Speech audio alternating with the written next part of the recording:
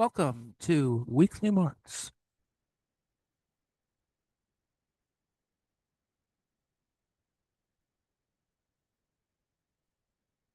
Okay, 19th of July, 2025, Weekly Marx. In preparation for what I hope will be a lecture series in the fall, uh, on Volume 3 by the folks in England, I'm going to do some essays, read some essays on Volume 3 of Marx's Capital. I know that's it's actually better than actually reading Marx's Capital out loud. So I hope you'll appreciate or be interested in this, at least from a listening point of view. So Roald Dahrendorf writes, the concept of class has never remained a harmless concept for very long. And this is Class, Capital, and Crisis by Paul Mattick from a text on the accumulation of capital. Last and first, Dahrendorf states a common view when he writes, Marx postponed the systematic presentation of his theory of class until death took the pen from his hand. The irony has often been noted that that is the 52nd chapter of his third last volume of Capital, which bears the title, The Classes, has remained unfinished. After a little more than one page, the text ends with a lapidary remark of its editor, Engels. Here, the manuscript breaks off. Unfortunately, the colorful picture this suggests of the pen dropping from the hand of the dying Marx just as he was on the point of completing his masterwork isn't ours to keep. The draft containing this chapter was completed in 1867 before Marx turned to the preparation of Volume 1 for publication. Nevertheless, some have taken Marx's delay in returning to the chapter, much like many other chapters, until it was too late, as an admission in actu of failure, attesting to a basic flaw in his theory. Engels' explanation is less dramatic. Marx liked to leave conclusions for the final editing, shortly before printing, when the latest historical events would supply him with unfailing regularity, with illustrations of his theoretical arguments, as topical as anyone could desire. Reopening the question of the relation of Marx's final page and a half to the rest of Capital, I wish, that is, Mattick, Paul Mattick, wishes to explore what Marx's willingness to leave the matter in so sketchy a state might indicate about the nature or even the existence of a Marxian theory of class. The matter is of importance, since Marx's critique of political economy stands from the start under the sign of the category of class. The preface to Zur Kritik, the publication that began the examination of the system of bourgeois economy, promises an analysis of the economic conditions of existence of the three great classes into which modern bourgeois society is divided. This was to be carried out in the first three of the 6 books which Marx proposed to write, those on capital, landed property, and wage labor. In this plan, Marx echoed Ricardo's identification of the principal problem in political economy as to determine the laws which regulate the distribution of the produce of the earth among 3 classes of the community. That is, the proprietors of the land, the owners of the capital employed in cultivating it, and the laborers who work it. The nature of Marx's critique of political economy may be indicated elliptically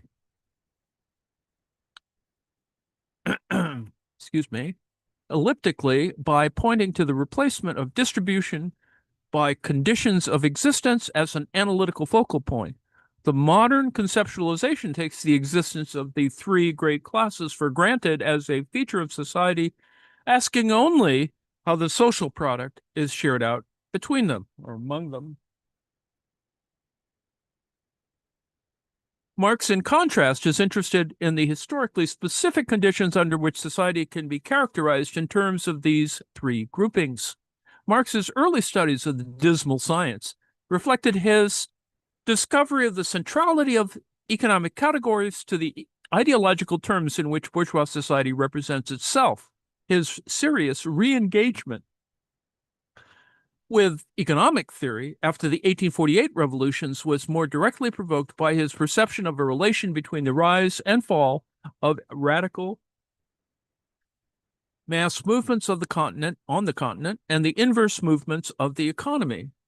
In the review of events he wrote with Engels from exile in London for the Neue Rheinische Zeitung, Rheinischen Zeitung, Marx discovered in detail the correlation of crisis and revolt, arguing that the prosperity sure to return to Germany and France in response to renewed expansion in England would rule out any rapid revival of the movement. Quote, with this general prosperity in which the productive forces of bourgeois society develop as fully as this is in general possible within bourgeois social relations, there can be no question of a real revolution. Such a revolution is only possible in those periods in which both of these factors, that is, the modern forces of production and the bourgeois forms of production, come into contradiction with each other. A new revolution is only possible as a consequence of a new crisis, but it is also as certain as this. At the time these words were written, Marx was essentially a follower of Ricardo in economics. A particular motive for return to his economic studies was the incompatibility with Ricardian theory of the course of events of the late 1840s. These studies, which eventually led to the writing of Capital, would involve a fundamental break with Ricardian theory, and in fact with classical political economy as a whole. Nonetheless, the statement quoted above can stand as a summary of the central underlying idea of the work which was to occupy Marx for the 30-odd years that followed its writing. Its basic elements reappear, for instance, in the summary of the guiding principle of my studies reached by 1845, with which Marx introduced the first installment of his study of Capital of 1859. Here Marx describes human social existence as a matter of relations of production appropriate to a given stage in the development of their material forces of production. While no social formation is ever destroyed before all the productive forces for which it is sufficient have been developed, that development produces a conflict between the material productive forces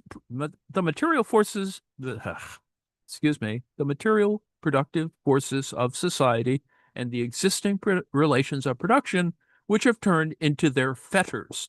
Then begins an era of social revolution. In such an era, as Marx envisioned it, what he described with the theoretical abstractions of forces and relations would take practical form in the struggle between classes, which he had identified in the Communist Manifesto as the central drama of history. Again, in a letter to Engels of 1868, Marx discussed the theoretical advances at the heart of the third volume of Capital as a matter of relations between economic entities, the distribution of surplus value, the differentiation of forms of capital, the equalization of profit rates, and the tendency of the rate of profit to fall. Yet he promises that, at the end of it all, he will show that the economic theory constitutes only a set of appearances of a reality to be analyzed, ultimately in terms of the class struggle into which the movement and the smash up of the whole greasy mess resolves itself. But if Capital, with all its 3 or 4 volumes, was intended only as the first book of a study of the 3 great classes, why does the chapter on classes appear at its conclusion? Well, Roman Radulski suggested one answer in his study of the development of Marx's theory. Radulski argued that while writing his magnum opus, Marx found that the intended books on landed property and wage labor had to be incorporated into the study of Capital because the latter, that is, wage labor, would have been inconceivable without a treatment of the questions which they deal with. Now, this seems a mistake, however. For one thing, the treatment of rent in Capital should be distinguished, as Marx himself put it, from the analysis of landed property in its various historical forms, which lies outside the scope of Capital. As we know, Marx occupied himself to a great extent during his last years in collecting information for such an analysis, even learning Russian to read documents relevant to the history of landed property in Russia. In Capital, however, he studied under the heading of rent, not a form of property, but a form of revenue, a claim to income, rather than a social relation mediated by claims to ownership of natural resources. He was concerned with the former only insofar as a portion of the surplus value that capital produces falls to the share of the landowner. Second, the discussion in the first volume of Capital of Wages, the market representation of the value of labor power, is similarly to be distinguished from an analysis of wage labor as a social institution, that is, of the waged working class, with a variety of characteristics in different periods and locations, and internally differentiated at any time and place by the distinction between employment and unemployment, by job status and wage differentials, and by gender, age, and racial inequalities. It is true that Volume 1 contains a great deal of historical and analytical material bearing on the historical conditions of appearance and the development of wage labor, notably in Chapter 10 on the working day, Chapter 15, machinery and large-scale industry, Chapter 25 on the effects of capital accumulation on the working class in the form of unemployment and immiseration, and Part 8, which discusses the creation of the preconditions for capitalist production by separating producers from land and other means of production. But all this material considers the working and living conditions of wage earners primarily as presupposition and function of the accumulation of capital. Marx is concerned above all, to destroy, as he put it in the unfinished 6th chapter of Capital, the last vestiges of the illusion that in the marketplace, two equally matched commodity owners confront each other, and that they, like all other commodity owners, are distinguished only by the material contents of their goods. He wishes to demonstrate as well that wage labor is one of the essential mediating forms of capitalist relations of production, and one constantly reproduced by those relations themselves. The existence of wage labor is, in fact, a socio-historical requirement for the production of surplus value, and so for the existence of capital. To explain this, however, is not to provide an analysis of wage labor as a distinct category of social relations. Marx observes in a brief chapter 22 on national wage differentials that to compare wages in different parts of the world, we must take into account all the factors that determine changes in the amount of value of labor power, the price and the extent of the prime necessities of life in their natural and historical development, the cost of training the workers, the part played by the labor of women and children, the productivity of labor, and its extensive and intensive magnitude. Some fragmentary remarks on trade unionism in the 6th chapter suggest the topic of workers' oppositional activity as a determining factor of the value of labor power. Such matters, considered at once historically and analytically, would no doubt have provided the content of the 3rd book of Marx's Critique of Political Economy. Now, if Capital was not meant to absorb the unwritten books on the laboring and landowning classes, it is all the more remarkable that Marx's chapter on classes concludes it. For the chapter begins in Ricardian fashion with the listing of the owners of mere labor power, the owners of capital, and the landowners as the 3 great classes of modern society based on the capitalist mode of production. Why then did Marx embark on a theory of class structure before the books to be devoted to the other 2 class categories, that is, wage labor and landed property? The answer is to be found in the context. Part 7, the concluding section of Volume 3, deals with the revenues and their sources, that is, with the estranged and irrational forms in which the capitalist production process appears to those who live by its laws. To explain how this section and the chapter on classes fit into Marx's argument requires a brief survey of that argument, that is, the critique of political economy as a whole.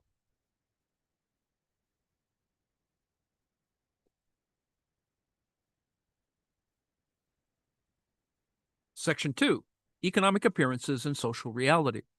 Capital begins, as it ends, with appearances. The appearance that wealth in societies in which the capitalist mode of production prevails is an immense collection of commodities. Wealth seems to crystallize in the marketplace as the accumulation of commodities. But as Marx quickly demonstrates, wealth in modern society is specifically the accumulation of capital, that is, of money invested in the means of production and labor power required to produce goods saleable for a larger sum of money. Capital thus requires the existence on on the market of the commodity labor power owned by people unable to employ it themselves because of their lack of access to means of production. Indeed, it is only when such people exist that the commodity becomes the general form of wealth, since only then must the producers purchase a portion of their product, made for the owners of the means of production with the wages paid for their ability to work. If Marx thereby shows that wealth consists of the control of other people's laboring, he emphasizes that control is exercised in a particular way in this particular society. Quote, the specific economic form in which unpaid surplus labor is pumped out of the direct producers determines the relationship of domination and servitude, close quote, in different types of society.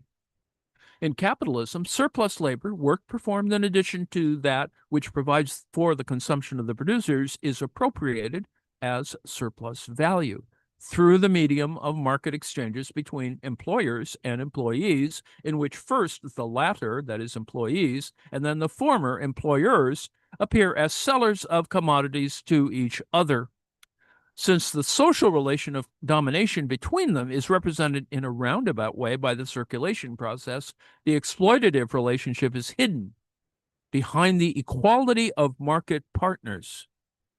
Hence, it is that wealth appears to be a matter of commodity ownership or the possession of money, a means to ownership rather than a relationship between people manifested in differential access to goods. Insofar as capital takes the form of produced goods and means producing goods and means for producing them, it is wealth whose use yields an income.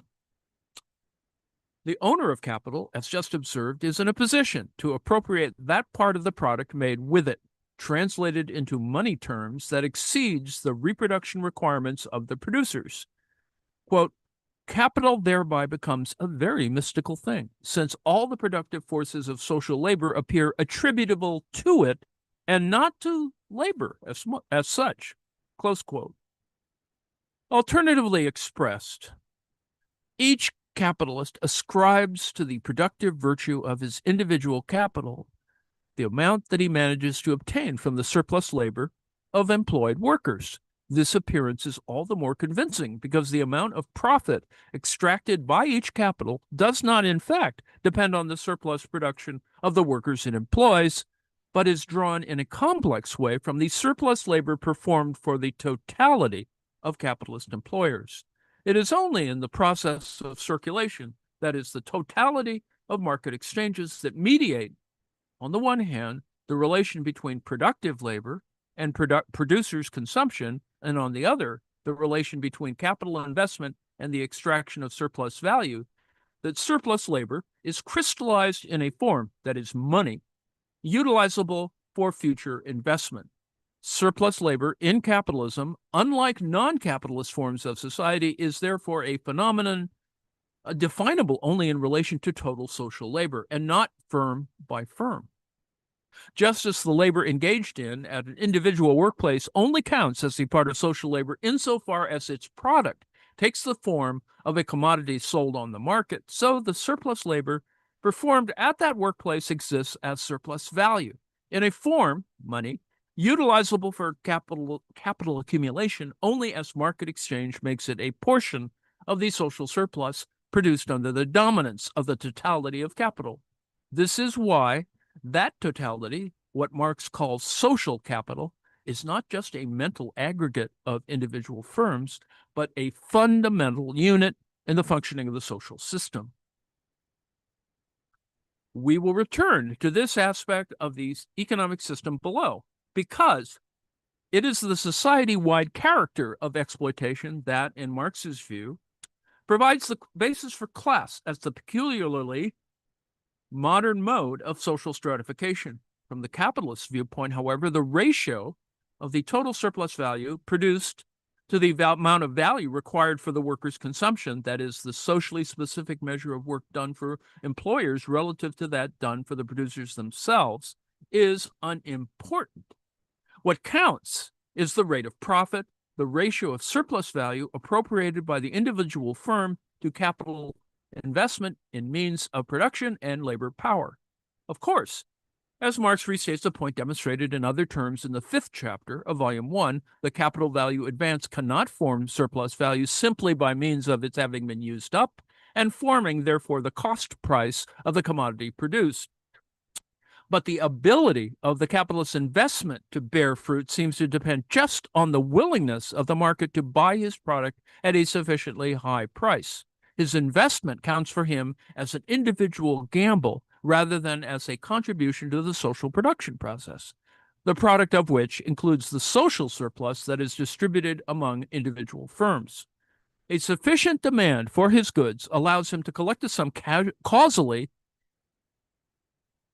linked to his investment, since it represents money in excess of that needed to pay for labor power.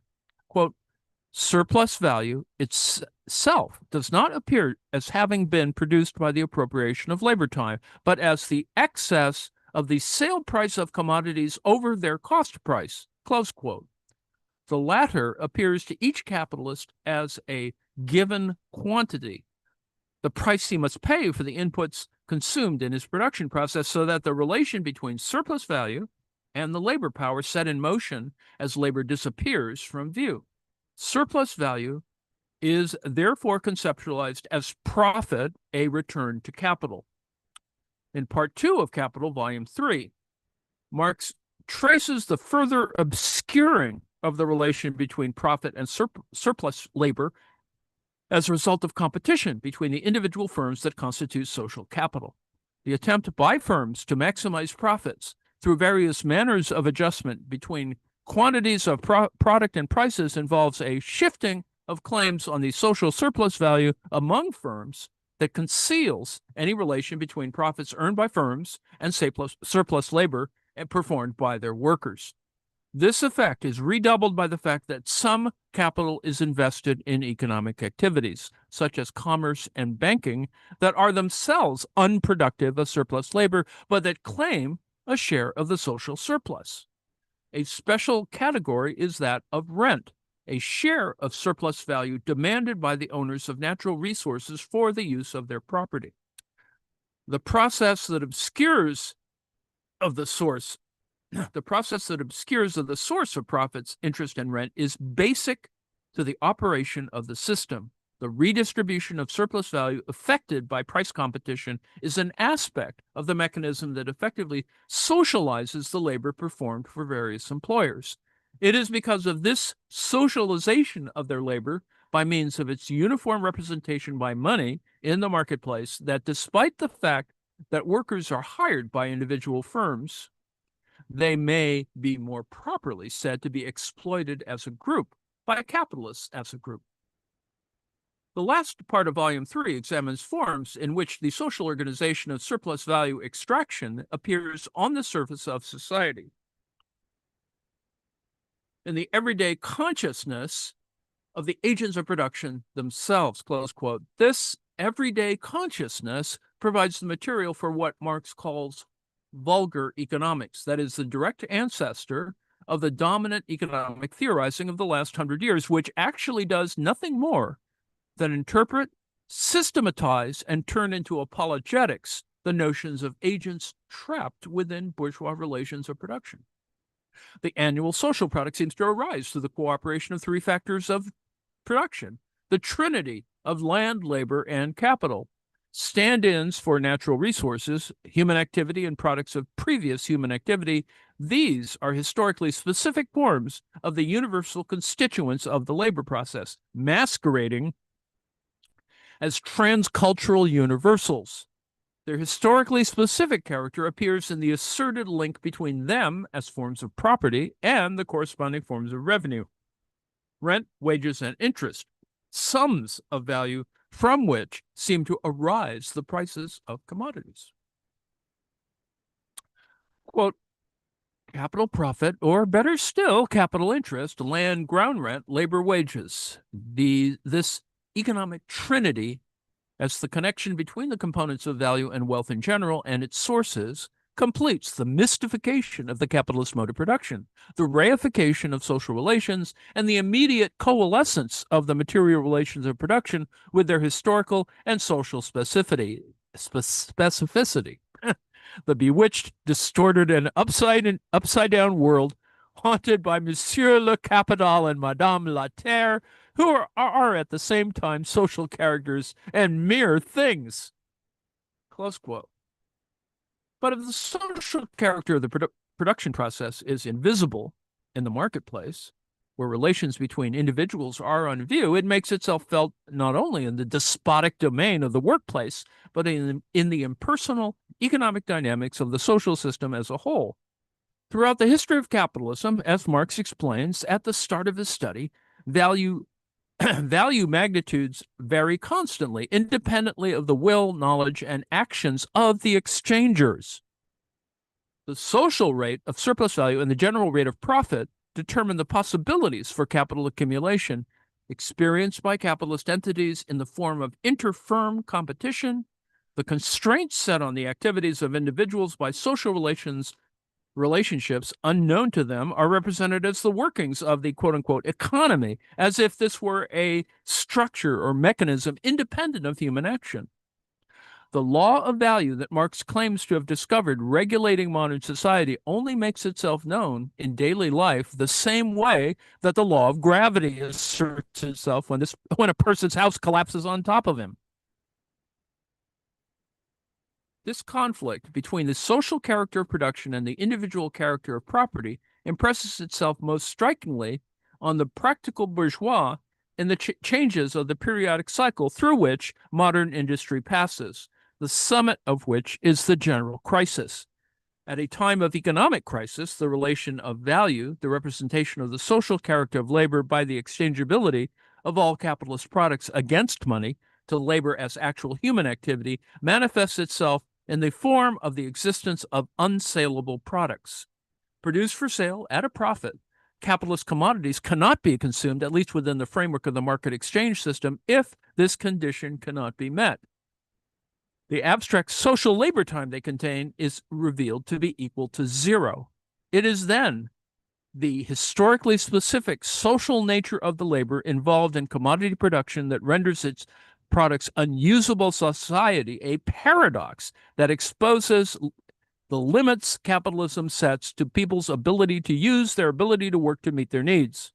Such moments clarify the choice that exists as soon as capitalism has reached a relatively high stage of development between the preservation of the existing society and its transformation into one more adequate to people's needs. It is for this reason that Marx devotes much of the argument in Volume 3 to demonstrating that the accumulation of capital, the form of exploitation mediated by commodity exchange, leads to a tendential fall in the rate of profit, which limits accumulation and, by way of economic crisis, increases the potential for social upheaval. Economic crisis brings to light the fact that it is the appropriation of unpaid labor and the proportion between this unpaid labor and the objectified previous labor, owned as capital, that determines the expansion or contraction of production, instead of the proportion between production and social needs. It points towards a generalized social crisis because it is, according to Marx, the direct relationship of the owners of the conditions of production to the immediate producers in which we find the innermost secret, the hidden basis of the entire social edifice, and hence also the social form of the relationship of sovereignty and dependence, the state. Section 3, Economic Class and Social Structure. Just as the value of commodities is the representation in money terms of social labor in capitalism, the rate of labor is the money representation of the proportion between unpaid labor and objectified labor. As such, it represents in an economic quantity the relationship between the interests of the producers and those of the employers. For unpaid labor is the work which the producers must perform in addition to that necessary for their own reproduction. Groups defined by such a relationship are what Marx, using the terminology that developed gradually during the late 18th and 19th century, called classes. According to Marx, The historical tendency of capitalist accumulation includes a dissolution of private property based on the labor of its owner, such as that of the peasant, artisan, and small shopkeeper who emerged out of feudal society, and the transformation of the majority of people into sellers of labor power to capitalist employers. Capitalist social structure is experienced both as a complex system of social differences and as involving a trend towards social equality. The salience of equality derives from the fact that, in contrast to pre-capitalist society, the domination of the exploiters loses the form of a power relationship and makes an indirect appearance on the basis of the equality of commodity exchange, which mystifies the capitalist exploitation relation in an economic form, but also legitimates it. The apparent homogenization of social personality was clearly stated by Adam Smith, despite his acute recognition of the persistence of social hierarchy. Quote, every man lives by exchanging or becomes in some measure a merchant, close quote, because the social character of production is only indirectly acknowledged by the exchange of commodities for money. The relationship between commodity exchangers, capitalists and workers alike, are represented in the form of contracts, explicit and implicit, between legal equals. This kind of equality, understood as legal equivalence or the abstract uniformity of civil or human rights, is compatible with the existence of myriad forms of inequality, both those defined in non-economic terms such as gender and race, and those defined in terms of level of wealth, the particular good or service brought to market.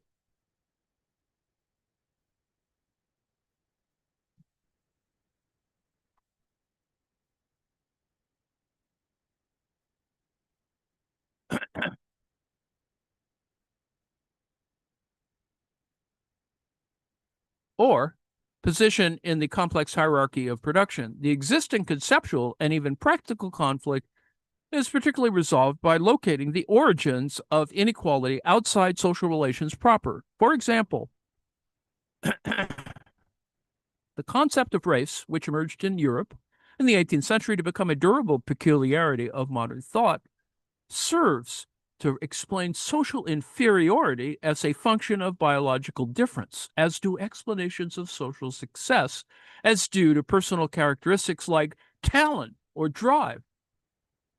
Specifically, economic inequality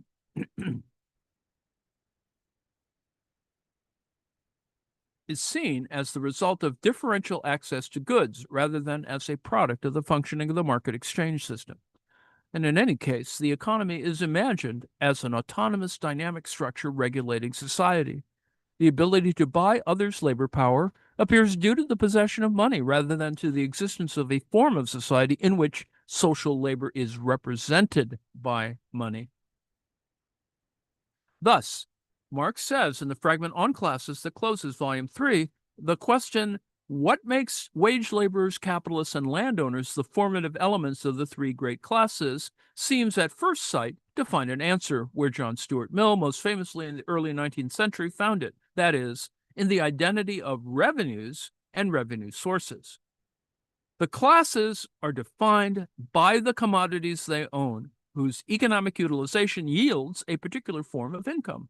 The even more vulgar conception of class as income level, probably in combination with a conception of class as social status, the dominant folk and social scientific concept of class in the United States at the present time, abstracts from type of resource brought to market to simply compare revenues, the differences between which can then be explained as a function of kinds and amounts of property owned. As this example suggests, while Marx's analysis is primarily focused on the classical and vulgar economics of the 19th century, it remains applicable to current conceptions of class. A striking case in point is what is probably the best known recent attempt to produce a Marxist theory of class, that is, Eric Olin Wright.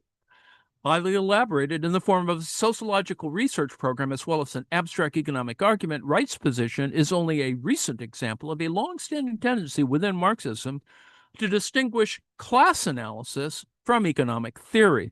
Wright defines class in terms of exploitation itself, defined following the analytic Marxist economics of John Romer, who abandoned Marxian value theory in favor of a combination of neo-Ricardian economics and game theory. In this analysis, one class is to exploit another. When ceteris paribus, consumption would increase and toil decrease. For the latter, if the former did not exist. That is, class exploitation consists in the taking of the surplus produced by the exploited class. Although this seems close to Marx's analysis, it conceptualizes exploitation in terms curiously reminiscent of the position of John Stuart Mill as the appropriation of a produced surplus through the process of distribution. In Marx's understanding of capitalism, as in reality, the surplus by definition belongs to capital as soon as it has been produced. Successful capitalist production is the production of surplus value. For Wright, in contrast, exploitation is market-based. According to Romer and Wright, there is complete symmetry in the structure of exploitation in a system in which capital hires wage laborers and in a hypothetical system in which workers rent capital and thereby exploit capital owners. Labor and capital are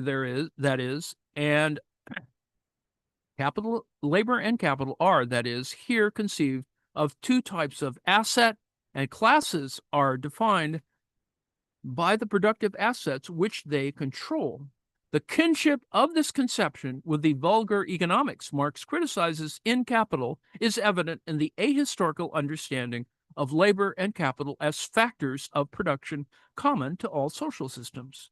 This is why Wright can imagine that feudal exploitation can be analyzed in the same theoretical terms as the extraction of surplus value in capitalism, despite the earlier non-existence of the system of generalized commodity production that alone makes the concepts of value, labor power, surplus value, and capital significant. As in this case, so generally in bourgeois thought, the reality of class is hidden behind economic categories, or rather, it appears only in the form of economic interest groups, classes of agents defined by their relation to sources or quantities of revenue rather than by their relations to each other in the performance of social labor and surplus labor. Seen in this way, as a collection of interest groups or of income levels, a population can be classified into an indefinite number of classes and subclasses in a rather arbitrary manner. Asking what makes a class, Marx observes at the very end of Volume 3 of Capital that the answer at first sight seems to be the identity of revenues and revenue sources. For these seem indeed to identify the three great classes of Ricardian theory, but the same would hold true for the infinite fragmentation of interests and positions into which the division of social labor splits not only workers, but also capitalists and landowners, the latter, for instance, into vineyard owners, field owners, mine owners, fishery owners, etc. At this point, the manuscript breaks off, Engels noted. This is because the essential theoretical point had already been made, that class structure, in the sense of interest to Marx, cannot be adequately theorized from the standpoint of political economy, or more generally from that of bourgeois ideology, in which economic thinking has such a central place. The category of class was produced by bourgeois society as a means of stating its distinction from the earlier European system of social stratification conceptualized in terms of ranks and orders. Unlike pre-capitalist hierarchies, class is not a permanent attribute of individuals, but is carried by money, whose possession signifies control over social labor. Class itself thus appears as social power abstracted from relations between people, incarnated in the symbol of value, something individuals can acquire and lose, like the commodities with which it is often equated.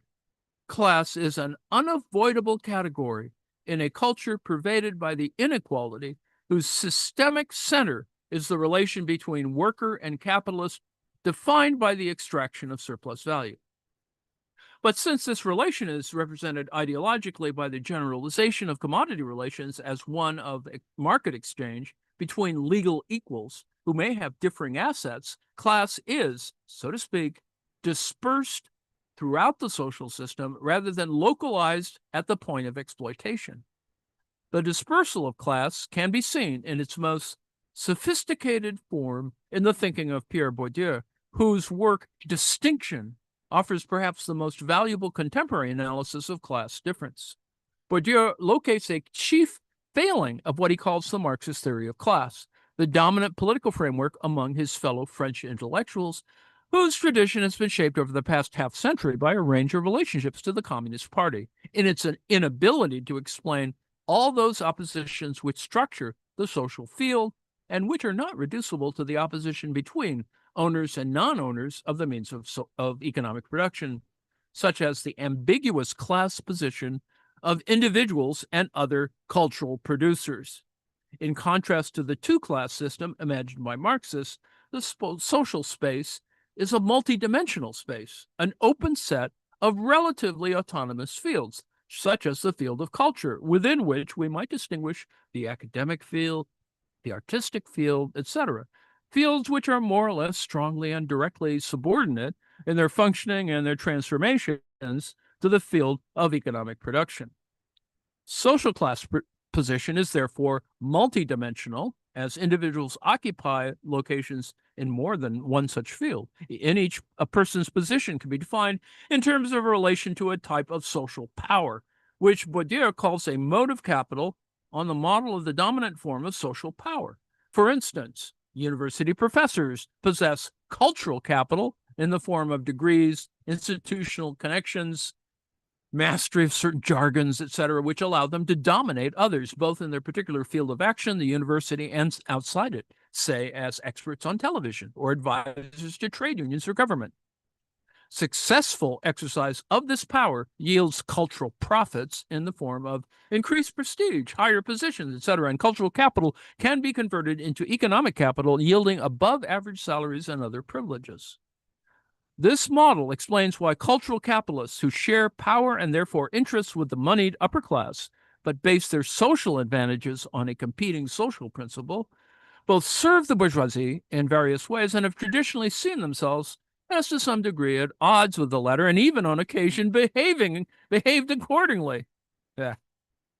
As this example shows, Bourdieu's theory stays within the explanatory logic of the modern understandings of social class as sets of agents who occupy similar positions and who, being placed in similar conditions and submitted to similar kinds of conditioning, have every chance of having similar dispositions and interests, and thus of producing similar practices and adopting similar stances. In contrast, class in Marx's use is not a set of sociological descriptions, but, like his value theory, an attempt to expose a dynamic structure hidden by the complexity of economic and sociological phenomena. This structure, he believed, emerges to view at moments of extreme social crisis, but is normally obscured by more immediate interests. Under normal conditions, the bourgeois discourse of class is the dominant one because it corresponds to the immediate problems faced by all sectors of society. As Marx and Engels wrote already in the German ideology, separate individuals form a class only insofar as they have to carry on a common battle against another class. In other respects, they are on hostile terms with each other as competitors. Workers organize their mutual competition by means of ethnic, gender, national, and other groupings, as well as on a purely individual basis, groupings that effectively obscure the commonalities in which Marx was interested. Similarly, although the shared class interest of capital is expressed in a general insistence on the basic rightness and even necessity of the existing social order, capitalists compete with each other by all convenient means, forming interest group coalitions where this is helpful. Class struggle, as the mutual competition for the stakes defined by capitalist society property relations, is a normal feature of bourgeois society, which in itself does not call that society's conception of property into question.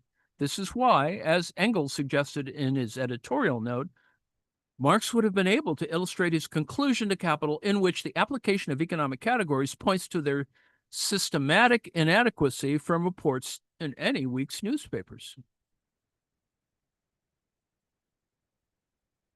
The correctness of Marx's understanding of the ideological structure here in play is demonstrated by the history of social politics since his time, in which right and left alike have tended to couch their programs by reference to a general classless social interest and at the same time to conceive of the organizational basis of politics in terms of interest group formations. The bourgeois discourse of class has thus moved historically between economic apologetics, which discover in the operation of the market the principle of fair rewards for each of the factors of production, and in such different frameworks as Smith's political economy and modern general equilibrium economics, the optimization of social welfare, and left-wing demands for a fairer redistribution of social wealth.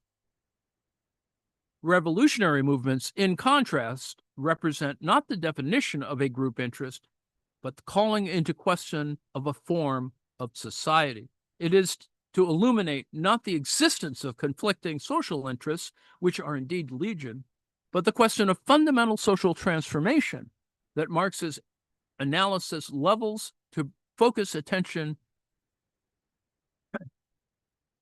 that Marx's analysis abstracts from the myriad occupational groupings and income levels to focus attention on the distinction between the producers and appropriators of surplus value with respect to these groups: employees and owners of industrial capital, enterprises producing capitalist commodities.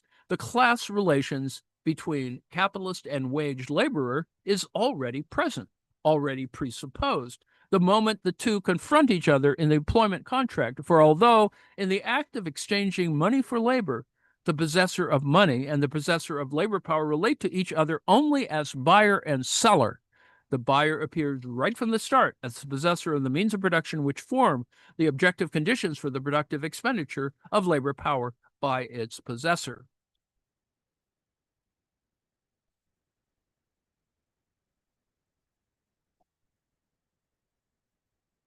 The power of this approach is visible in its ability to assimilate social groupings outside the definitions basic to the theory of surplus value. Surplus value is appropriated not only by the industrial capitalist in whose enterprises it is produced, but also by commercial and financial capitalists and owners of natural resources. Commerce and finance are, Marx explains, necessary aspects of capitalist activity involving, as it does, the sale of commodities and the handling of money. Just as money capital, commodity capital, and productive capital do not denote independent varieties of capital, but simply particular functional forms of industrial capital, which takes all three forms in turn, the specialization of these functions in specific enterprises does not create a new social class, but further divisions in addition to those due to industrial competition within the class of exploiters. Similarly, workers in these non-surplus value producing forms of capital encounter the structure of exploitation, since they are wage earners participating along with their employers in reproducing industrial capital. While they create no surplus value, their unpaid labor does create their employer's ability to appropriate surplus value, which, as this capital is concerned, gives exactly the same result, i.e., it is its source of profit. In other words, Marx's analysis of surplus value production as an operation carried out on the level of society as a whole, rather than firm by firm, appears again in the understanding of class as the social relation of wage laborers to capitalists. This is clear from the way the concept of labor power is introduced in Volume 1 of Capital, as embodied not in the actual employees of any moment, but in their families, from which both the individual and his or her eventual replacement must come. Necessary labor, the value of labor power, is represented by the money required to buy consumption necessities for the worker's family as a whole, and by extension, even for the currently unemployed, insofar as money is advanced to keep them alive. Similar considerations apply to the economics of the state, a topic not treated in Capital, but reserved for the last of Marx's intended 6 books. It is easy to see how his analysis could be extended, on the one hand, to the members of the capital-owning elite, who take on state functions, or who enter the ruling class by way of governmental careers, performing tasks necessary for capital and rewarded with a share of surplus value, and on the other, to state employees, also paid out of surplus, but with wages and working conditions appropriate to those paid with their labor power. Now, this, there's much more going on here, and the notes are worthy of that attention. And for example, this note 62 on Pierre Bourdieu is actually quite useful, particularly in terms of extending the position on French sociology, as it were. We can now understand Marx's placement of the critique of class discourse at the end of his treatment of capital before the projected books on landed property and wage labor. While from the point of view of everyday life, or its theoretical representative, let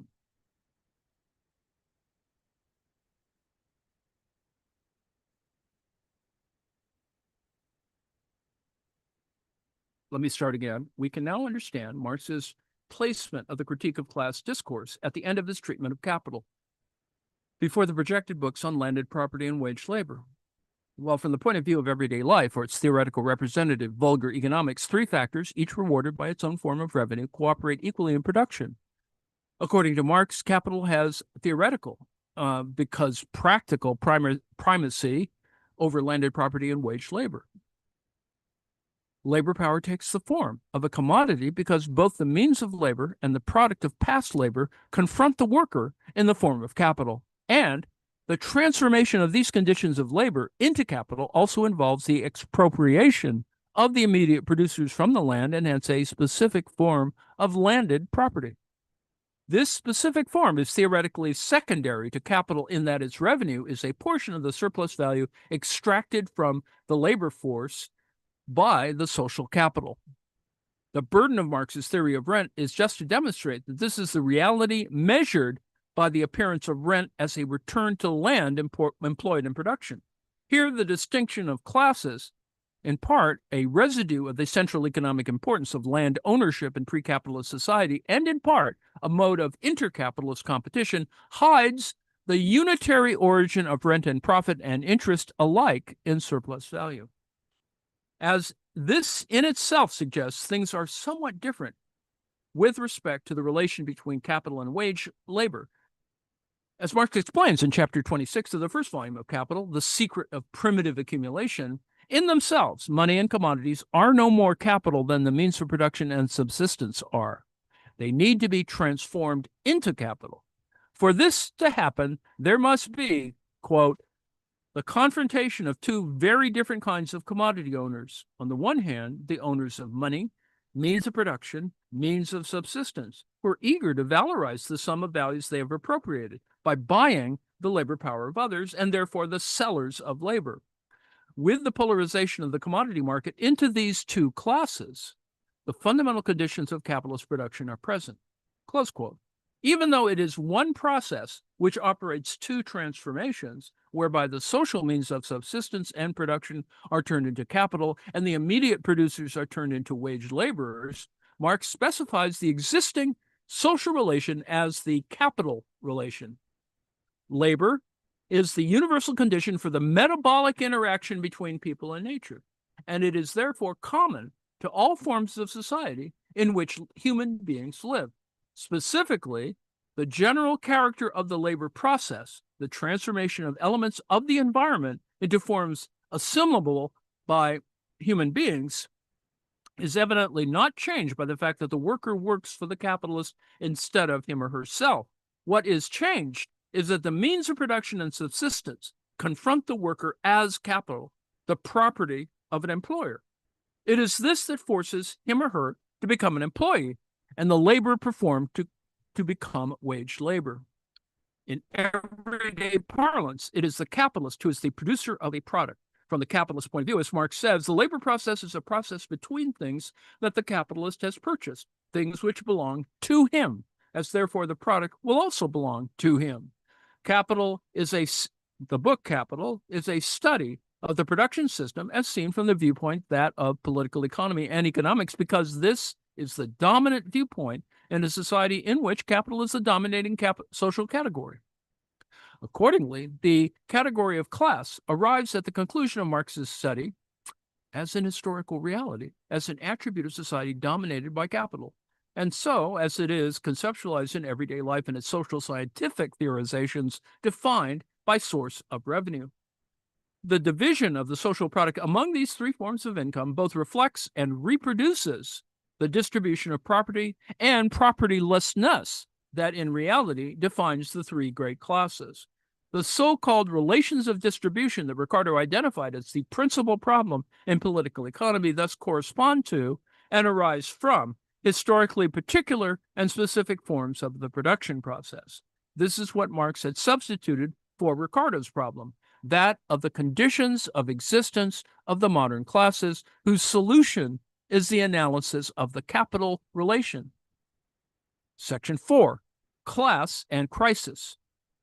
A deeper, more abstract understanding of class than that embodied in the Trinity formula is required only for theoretical reflection on the possible replacement of capitalism by a form of society not based on the exploitation of one social group by another. According to Marx, it is capitalism itself that generates this possibility, giving the abstraction of class phenomenal reality by the concentration of the means of production in a few hands, by the organization of labor itself as social labor, through cooperation, division of labor, and the association of labor with natural science, and by the establishment of the world market, which, by globalizing capitalism, creates the preconditions for a general transformation of social relations. Under conditions of acute economic crisis, he believed, with a growing inability of commodity exchange to provide for the needs of large numbers of people, the conflict between the two aspects of modern society, as mode of human reproduction and as mode of exploitation, would lead to a reconfiguration of the category of class in thought and action.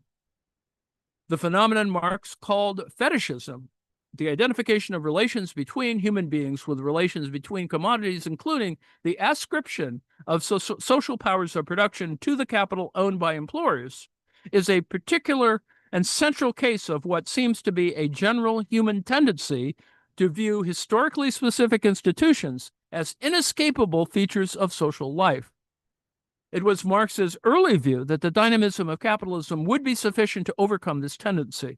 As a result of the constant revolutionizing of production, according to the Communist Manifesto, man is at last condemned to face, with sober senses, his real conditions of life and his relations with his kind. Specifically, those real conditions would be faced in the form of the commercial crises that, by their periodic return, put on its trial, each time more threateningly, the existence of the entire bourgeois society. In the decades between the writing of the Manifesto and the writing of Capital, it became clear to Marx that the end of this process would not arrive as rapidly as he had once hoped it would. But as I noted at the beginning of this essay, he continued to locate the point at which the necessary transformation of consciousness might occur in the situation of economic crisis. In the meantime, he completely reconceived the nature of crisis. While the Manifesto still spoke in classical accents of crisis, of overproduction, in crises of overproduction, the theory first worked out in the 1850s and spelled out in detail in Capital, located the origin of the tendency to periodic crisis in the tendency of the rate of profit to fall. The latter was explained as an effect of the process of capitalist accumulation, which, by its tendency to increase the productivity of labor, decreases the proportion of value-producing labor power in the production system as a whole. The fall of the profit rate disrupts the balance between newly generated surplus value and the existing invested capital, which dictates the minimum surplus value requirements for continued accumulation. Thus, accumulation itself generates a process that would entail the rapid breakdown of capitalist production if counteracting tendencies were not constantly at work. Although to speak this way is to depart from Marx's usage, economic crisis might be said to be the most important of these counteracting tendencies. The devaluation of capital, accomplished by deflation and bankruptcy, decreases the value of invested capital relative to labor power employed, and so increases the rate of profit. In Marx's own terms, crises are violent solutions for the existing contradictions, violent eruptions that reestablish the disturbed balance between the production of surplus value and the existing mass of capital for the time being. The historical phenomenon of crisis must therefore be distinguished from the idea of a radical breakdown of the capitalist system. Yet Marx made crisis the focus of his theory of capitalism because it embodied, he believed, the idea of a limit to capitalist development. This is what Heinrich Grossman meant when, in his study of Marx's theory of accumulation as a theory of breakdown, he emphasized that the latter is the necessary basis and presupposition of Marx's crisis theory. That is, the crisis, according to Marx, represents simply a momentarily broken and incompletely unfolded breakdown tendency, thus a transitory deviation from the trend line of capitalism. This trend line pointed to an absolute cessation of accumulation, theoretically deducible from the value analysis of capital, in the form of what Marx termed an absolute overproduction of capital, a point at which no further additional capital could be employed for the purpose of capitalist production. In reality, however, the crisis provoked by the approach to such a point would restore conditions of capital expansion. And so we go round the whole circle once again as the same cycle of errors is pursued once more. Anton Pannekoek was therefore agreeing with Grossman and with Marx when he wrote in what was intended to be a critique of Grossman's work that the working class must expect not a final catastrophe, but many catastrophes, political, like wars, and economic, like crises, which periodically, now regularly, now irregularly, but as a whole become ever more devastating with the increasing reach of capitalism. The Marxian theory of breakdown, while it provides a theoretical basis for revolutionary politics in predicting the temporality of any stabilization through expansion of the capitalist system, cannot be taken as an adequate theorization of an actual end of capitalism.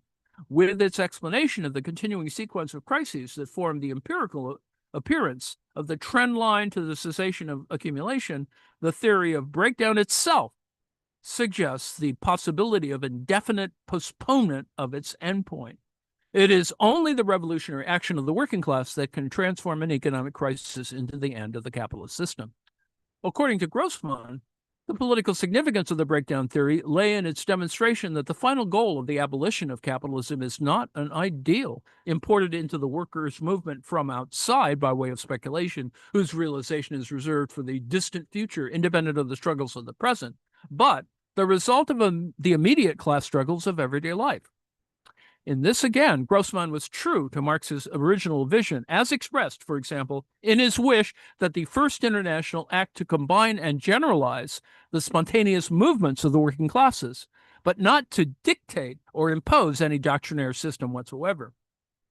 The idea was that the working class, organized by capitalism in workplaces and industries ever more interconnected by the development of the world market and the centralization of capital, would be led in the course of its efforts to improve its conditions of work and life into a final confrontation with the social system as such. The growth of capitalism spells the growth of misery, oppression, slavery, degradation, and exploitation. But with this, there also grows the revolt of the working class, a class constantly increasing in numbers and trained, united, and organized by the very mechanism of the capitalist process of production until the monopoly of capital becomes a fetter upon the mode of production that has flourished alongside and under it. With these words, nearly the last of Capital that Marx prepared for publication, Marx returned to the formulation of the guiding thread enunciated in the introduction to the contribution to the Critique of Political Economy, stating his subject as the theoretical analysis of the conditions of class struggle. To comprehend both the status quo and its possible revolutionary transformation does not, as we have seen, require a distinct theory of class. This is a consequence of the fact that the exploitation relation exists in the historically specific form of the capital-wage-labor relation.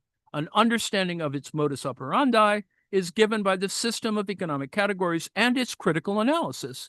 In Malkin's words, Marx's social theory The Critique of Political Economy, as such, already contains a general theory of class in capitalism. Class is the name under which the social forces that brought capitalism into being have conceptualized, in however confused a way, their mutual relations and relations to other social systems. Class, therefore, naturally constitutes a conceptual pole around which the exploited organize opposition to their domination by capital. But any revolutionary implications of such conceptualizations will be grasped not by, let us say, sociological theorizing about classes, but by the critical examination of the system of bourgeois economy commenced by Marx in Capital. So there. I've included and I think that you can see that Paul is really serious about that point. And there's a video for on Radulski. Radulski is very important on the making of Capital. So needless to say, commentaries on it are important. I've also included a little list on the biography of Paul Mattick. And the text I've just read is from a book by edited by Martha Campbell and Geert Rutten called The Accumulation of Capital, Essays on Volume 3 of Marx's Capital. There'll be another installment of this, perhaps tomorrow, but perhaps we'll get back to reading Volume 3 itself. Although I think the reading of Volume 3, because it is already, available, I think we can pick and choose what we need and get to another place. This is a useful text, The Accumulation of Capital, Essays on Volume 3 of Marx's Capital, because it provides a variety of different views on the issue of Volume 3, it being, as unfinished as Volume 2, etc. But in advance, as I said, of hopefully a lecture series by Andy Higginbottom that will come in the fall on Volume 3 to give an overall view of these closing sections of Capital to complete the trinity of Volumes 1, 2, and 3 of Capital, presented by the CSSGJ group, which I think it's a useful lecture series, and I commend it to your attention. Thank you very much.